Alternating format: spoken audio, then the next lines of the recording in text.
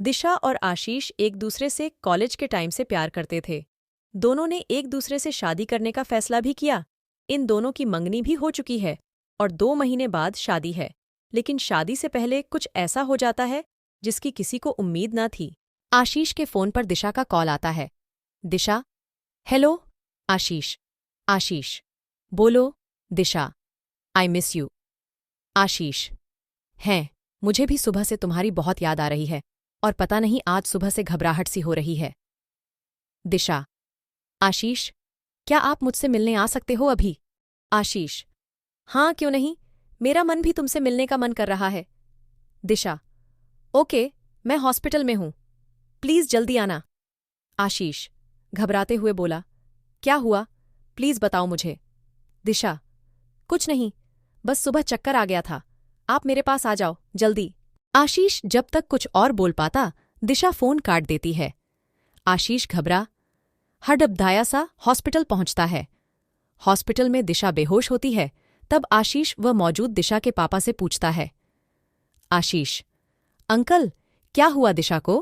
पापा रोते हुए हल्की आवाज में बोलते हैं। बेटे, दिशा को ब्लड कैंसर है और वह भी आखिरी स्टेज पर। डॉक्टर कह रहे हैं कि उसके पास वक्त बहुत कम है।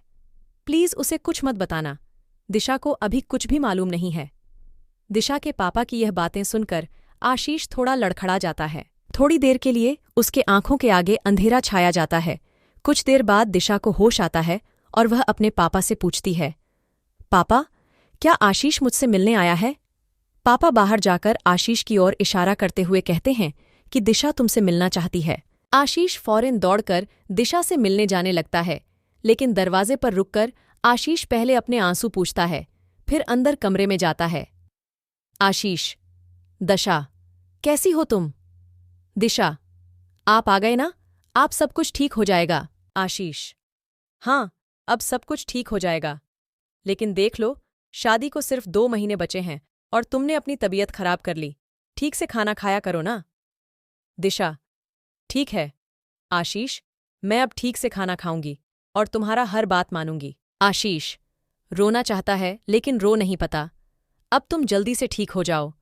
आशीष रोते हुए बोलता है, भगवान करे तुम्हें मेरी भी उम्र लग जाए।